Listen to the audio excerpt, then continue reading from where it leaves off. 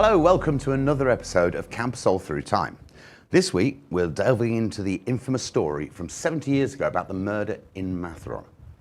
In the studio with me today is our very own historian, time traveller, and for today, investigator, Antonio Hernandez Benitez. Hi, Antonio. Hello. Right, immediately I'm looking at the table here and getting a little bit excited, but probably for all the wrong reasons. We're here to talk about a mystery in Mazarron. Correct. So introduce us to the story. Okay, well, it's actually one of the biggest mysteries in Mazarron. There is actually even a film from the late 50s, a few years after the crime happened. No, the crime? Yes, okay. The crime. So we're in the 50s and a crime happened. Yes, actually the place was Nares Beach. Nares Beach, if for people who maybe don't know where is it, it's actually between Bahia Beach with the Hotel Bahia and Playa Grande or Playa del Castelar, which is the long beach which goes from Puerto to Bolnuevo. Okay, there's like a small tiny beach over there. This one is called Nares. Okay, so that's where this event actually happened. the mystery started. Okay, so let's introduce ourselves to the mystery itself. What happened? Well, in the early morning, one fisherman was arriving from his work, and he saw two bodies on the beach. Two bodies? Two bodies. So very strange for those days, because at the end of the 50s, even if they started to have tourism in Mazarron area, especially in the port, it was not very normal to see people in the early morning in the beach. Okay, so he went to see what happened with those people, and actually he realized those two persons, a man and a woman, they were dead. Okay. And there was 3 glasses of wine next to them. Ah, okay. Okay. So there was a big investigation from the police in those days, and they actually found out that actually there was poison in 2 of the glasses of wine. One of them didn't contain any poison at all. This sounds very Agatha Christie. Yes, but in the Mazarron way. In the Mazarron way, yeah. So there's evidence of 3 people being there. Yes. With 2 poison glasses and 2 bodies. Exactly. So one person is missing. And that person, is that the suspect? Actually, it was a suspect. Okay, and the police they started a big investigation because they were not local. Those people they were not from Mazarron area. They just arrived a few days before. The police, they find out, actually, they were from north of Spain. They used to run different hotels and restaurants in Bilbao, Madrid, La Rioja. And they arrived to Puerto de Mazarron. No reason why. Probably they were looking for a place to open like a new business. For business. Probably. Okay. Or maybe for holiday. Okay. And the police found out, actually, there were 3 brothers, 2 sisters and 1 brother. So 2 of them, they were dead. So there was a man and a woman, so a brother and a sister. Exactly. Were So dead. 1 sister was missing. Okay. And the police straight away thought that she was probably the person who actually killed those people. Because of the non-poison glass. Exactly. Okay. So they were looking for her, actually, not only in Mazarron area, all around Spain. Remember, like, it's at the end of the 50s, where it's during the Franco times. Okay, so the state itself is like a police state somehow. Everything is controlled by the army, the police forces, and so on. But they couldn't find where was she. She was missing, which was very strange. The money is still in the bank. No one touched any money at all in the bank. I mean, as well in the properties that they used to have in the north of Spain, nothing happened over there. She was not there. Nothing was touched, no, or anything like that. So they were quite big businessmen then. They had quite a big estate of businesses. Yeah. For those days, yes. And it's thought that they may be coming to Mazarron to start a business here. Probably, yes. Okay, I mean, what would the competition be in those days? As far as Well, other hotels and things like that? Probably the only hotel, or the hotel that actually opened, it was the Bahia Hotel. There was obviously different other areas where they used to be used as a hotel. Okay, but it's like similar to a B&B places and so on, adapted into the situation of those days. But actually, the Hotel Bahia is probably the biggest one. It was open just a few years before, and In those days, actually, there is nearly nothing built in Puerto de Mazarron, not as we know nowadays. And it's the beginning, really, of the tourism in Mazarron. So probably this was the reason why they came. Because it was the start of a new emerging business. Exactly. And they'd seen this in the north already, and it had moved down to Mazarron. But it was very suspicious that actually one person of the family was missing. Okay, and another thing which was not very normal for the standards of those days, it was actually they were in the age of them. It was between the 60s and the 40s. Okay, and none of them have been married or having children, which was not very normal for those days. People they used to marry quite young in those days and have children, but none of them actually did it. So it was very suspicious as well for the police. Okay, they were thinking like probably different theories. Okay. So different theories. What different theories were they thinking? Well, probably some kind of sexual crime as well. And they thought that perhaps it's something, plenty of questions have to be answered by the person who was missing, by the sister. I mean, did they ever think that the sister could have been abducted or taken away, or? Probably they thought probably different theories.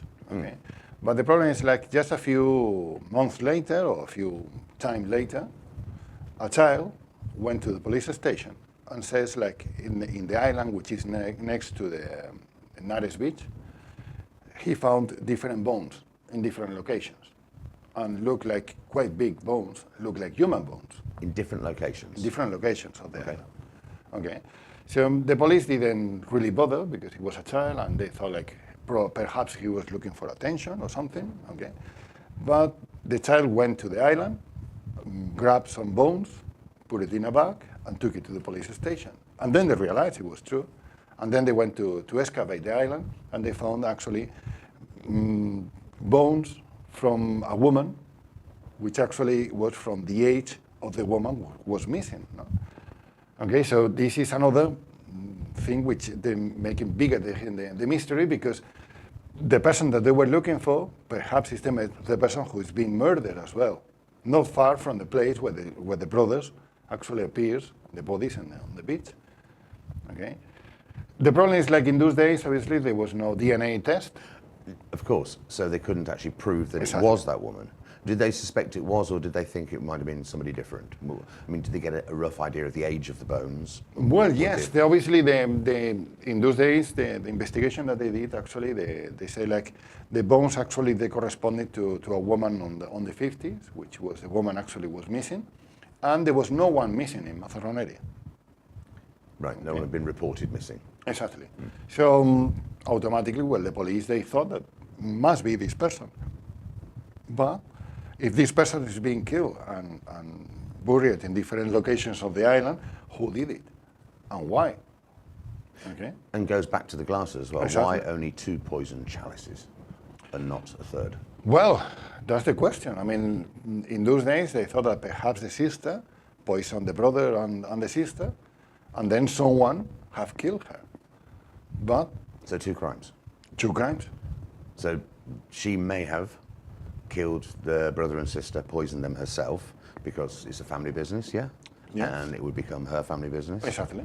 Because she didn't have any dependents as such, like she wasn't married. Exactly. So this would become her empire, and it's a way of going down south and bumping off the brother and sister and coming back and saying, this is all mine. Exactly. So is that one of the theories? One of the theories. The problem is they found something else which doesn't correspond to this theory. Okay. Which is actually they found like the last will of one of the brothers, saying like they will go away from the country. Actually, they will leave the country and they will go to another place in Europe. So, which it was something like, why are they coming to Mazarron if they are expecting to go to Germany or France or whatever, and leaving everything behind? Because actually they were thinking about giving all the money and properties to different persons. Okay. So I know it's quite difficult and quite complicated. So they're going. They've told everybody we're off and we're going to go to Europe and leave everything behind. Well, But they didn't go to Europe. They went down to Mazarron, exactly. which is still Europe. Yeah, well, but what I mean is like... But it's not where everyone expects them to go. Exactly. So they were right actually going into the opposite direction. Okay. So the thing is, nowadays, no one knows exactly why they've been killed, or well, the reason, or who did it actually. Have they done any recent sort of retrospective DNA tests on the bones? No, because actually, what I was told is no one claimed for the bodies on the 50s. So those bodies, they were probably kept for a while, okay, for future investigations and so on, and then probably they put the remains of the bodies, they put it in the graveyard. When you say no one claimed from the people, their family, Family. In those days, family and relatives. Were they notified? Because the police had the identity of the three, the three people. So were the family notified that yes, these people? For sure. Okay, but they didn't want to do anything about it. Exactly. So maybe there's been a fallout. Maybe there's been probably with the rest of the family. Probably they have some kind of bad relation with the rest of the family, and the rest of the family didn't really care about them. So they didn't really claim for the bodies or anything. So they were not buried in a particular place. Actually, they were in the common yard. Yeah. Okay. So after many years, think about the DNA test is coming around the 90s. Yeah. Okay. It's a very long time. So they don't know exactly where the remains, where the bones are, etc. And even if you do the DNA test, you will confirm probably that the third body, the one they found it in the island, actually will be the sister, but nothing else. Apart of that, anything else? No. No. But it is strange that what seemed to be one crime, and this is what fascinates me, the one crime of the poisoning. If it was the sister that poisoned two glasses, if it was a third party that just poisoned two to leave the other sister alive for whatever reason, but then to find the bones all over the island as a horrible crime. For those days, actually, it was a big crime. Think about, we are talking about Puerto de Mazarron. It was a fisherman village. Everyone used to know each other. Yeah, of course. There were a few families living there. The population, it was not even a 10% of the population of nowadays. So everyone knows each other. And some people from different locations of Spain, they appear there, and actually they appear dead, and a horrible crime. No? So people, they were very concerned and very worried about what is going on, no? Especially if the person who did the crime is still around. Okay. This is in the 50s? In the 50s. In the 50s. Late 50s. So 70 years ago. Yes. So we're okay what we say today, that's fine. This is a fascinating story. I mean, you get stories all over. You say a film was made out of this as well? Yes. Okay. Do you know what the film's called? So well, I think it was called the Crime of Mazarron, or Crime on the Beach, or something like that, which is, at the end of the 50s, is a film which is made in black and white, okay? And remember as well, all the films and everything that was done during the Franco times, it was all manipulated, and it was all done according to the ideology of the dictatorship. So it's not giving you really the true facts, maybe. Obviously, they will always, in many of those films, they will always accuse different particular sectors of doing the crimes, etc. Okay, but the film is there. Okay, and well, obviously it's not on Netflix. Okay, it's quite difficult to find a film. I can imagine from those days. I bet it's somewhere on YouTube somewhere. So For sure there might be somewhere. I'll look that up. For sure. That's fascinating. Lovely story. Now, obviously, these aren't going to go to waste. We're not going to let this go to waste at all. So, so just bear with us. We will be back again there. Thank you very much. You're welcome. Absolutely fascinating. I never knew that was just on our doorstep, only a few miles away from Camposol. Exactly. Thanks again, Antonio. Thank you. That's it for today. Thanks for watching Camposol TV and Camposol Through Time. We'll be here the same time next week with another episode of Camposol Through Time. Thanks for watching. Ta-da.